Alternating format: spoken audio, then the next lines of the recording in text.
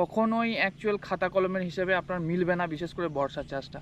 বারবার একটাই কথা বলছি, জমির পরিস্থিতি অনুযায়ী আপনারা সিদ্ধান্ত নেবেন এবং কৃষিকাজ করবেন। আসসালামু আলাইকুম। তো আমি একটা কথা আপনাদেরকে বারবার বলছি যে সার দেওয়ার সময় একটা জিনিস সবসময় মাথায় রাখবেন, কারোর ভিডিও দেখে বা বই পড়ে বা সরকারের যে নিয়ম অনুযায়ী সেই অনুযায়ী সার কখনোই দেবেন না। কারণ যাদের ভিডিও আপনি দেখছেন তারা জানে না আপনার জমির পরিস্থিতিটা কেমন, মানে কোন জায়গায় আপনার জমিটা অবস্থান করছে। জমির পরিস্থিতি নানা রকম, মাঠে নানা রকম, কোথাও উর্বর বেশি, কোথাও উর্বর একবারে কম, কোথাও অ্যাকচুয়াল ধান চাষের জন্য যে উপযুক্ত মাটি দরকার এঁটেল দেওয়ার সেই রকমের মাটি, কোথাও বেলে মাটি, কোথাও কাঁকর মাটি। তো এই কন্ডিশনটা কিন্তু তারা জানে না।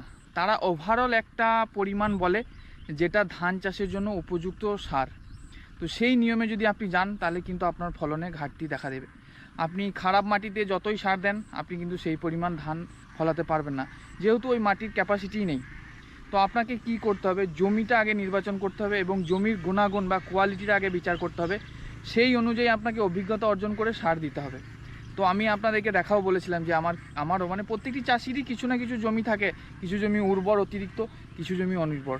যেটা অনির্ভর সেখানে বেশি সার দিতে হয়, যেটা উর্বর সেখানে একেবারেই কম সার দিতে হয়। তো সেরকমই একটা জমিতে আজকে আমরা এসেছি, আমাদের জমিতে, যেটা দেখাবো যে মাত্র 20 দিন ধান রোপণ করা হয়েছে। 15 থেকে 18 দিনের মধ্যে প্রথম চাপান দেওয়ার কথা। যেহেতু এখানে ভাসান চলে তো 2-3 দিন আমাদের দেরি হয়েছে, তবু একদম প্রপার টাইম। তো সবার প্রথমে আপনাদেরকে ধানের গ্রোথটা দেখাই 20 দিনের মধ্যে। এদিকে দেখাও, এই যে দেখতে পাচ্ছেন কি পরিমাণ গ্রোথ হয়েছে। হ্যাঁ, এই দূর থেকে দেখাও একটু। প্রায় জমিটা মানে বলতে পারেন যে মেঝে ঢেকে যাওয়ার কথা মতনই, এবং গুছির যে মানে কি বলবো গ্রোথ একদম স্ট্রং, প্রতিটি গুছি একদম স্ট্রং। এবং পাঁচকাঠি এই জাস্ট প্রথম চাপানটা দিলেই বোঝা যাবে যে কি পরিমাণ পাঁচকাঠি এটাতে ছাড়তে পারে। আর এবং প্রতিটি পাঁচকাঠি একদম সমান সাইজ। এখনও পর্যন্ত কোনো রকম এতে সার প্রয়োগ করা হয়নি, ইভেন গোবর সারও প্রয়োগ করা হয়নি। এর একটাই কারণ যেটা হচ্ছে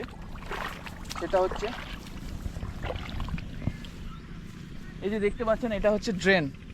তো এই ড্রেনের থেকে পানি সব সময় এদিকে আসে এবং সারা বছর যেই ময়লা আবর্জনা যেগুলো থাকে সেগুলো এই ড্রেনে জমা হয়, বা আরও ওপর থেকে যেগুলো আসে সেগুলো এই জমিতেই এগুলো আসে। সেই জন্যই এই জমিটা এত উর্বর। এবং কি পরিমাণ এই উর্বর জমিতে আমি সার প্রোভাইড করছি সেটাই আপনাদের সঙ্গে শেয়ার করব। তো যেটা আমি দিচ্ছি এইটার জমিটার পরিমাণ হচ্ছে 36 শতক, মানে 1 বিঘের থেকেও বেশি সরকারি নিয়ম অনুযায়ী। কিন্তু আমাদের এরিয়াতে যেহেতু 40 শতকে গোনা হয়, ধরা হয়, তো 1 বিঘে থেকে 2 কাঠা কম, মানে 36 শতক জায়গা, 18 কাঠা। তো কি সার আমি প্রোভাইড করছি, এই যে এখানে যেটা আছে এটা হচ্ছে, এখানে আমি ডিএপি দিচ্ছি না যেহেতু ডিএপিতে ইউরিয়ার পরিমাণ বেশি থাকে।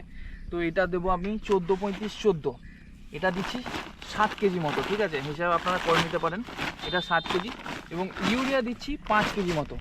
এবার আপনারা বলতে পারেন যে ইউরিয়া এত জোরালো জমিতে ইউরিয়া তো দেওয়ার প্রয়োজন নাই।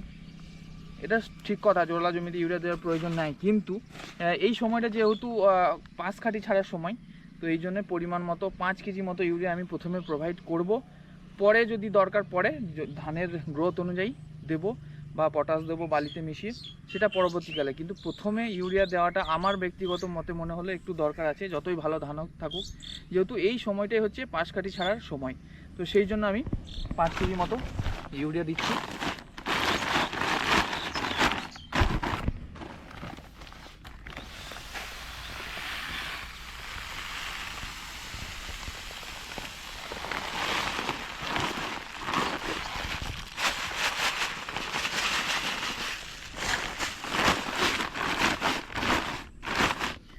এবং এর সাথে গুরুত্বপূর্ণ যেটা একটা বিষয় মাথায় রাখতে হবে সেটা হচ্ছে, এমনিতে যেহেতু ধানের গ্রোথ এত বেশি, পাতা অলরেডি রয়েছে, তো আমাকে কি করতে হবে, এই আমি প্রথম চাপানটা যখনই মারবো সাথে সাথে, তো এর পাতা আরও বড় হবে এবং সবুজ হবে। তো সঙ্গে সঙ্গে পোকার আক্রমণ করবে, মাজরা পোকার। তো তার সাথে আমি আগে থেকে অ্যাজ এ প্রোটেকশন হিসাবে এই মানে দানা বিষ যেটা, সেটা প্রয়োগ করছি।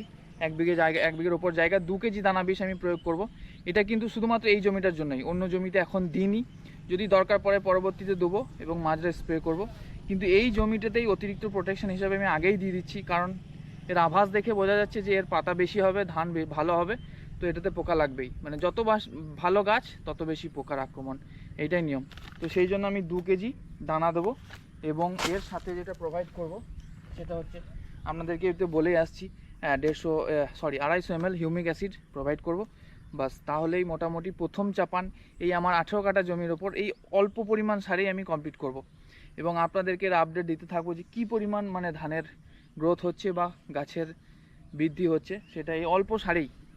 তো এই জমি যেহেতু উর্বরতা বেশি, অল্প সার দিচ্ছি, যেখানে উর্বরতা কম সেখানে বেশি সার দিতে হবে, এইটাই নিয়ম। কখনোই অ্যাকচুয়াল খাতা কলমের হিসেবে আপনার মিলবে না, বিশেষ করে বর্ষার চাষটা। বারবার একটাই কথা বলছি, জমির পরিস্থিতি অনুযায়ী আপনারা সিদ্ধান্ত নেবেন এবং কৃষিকাজ করবেন।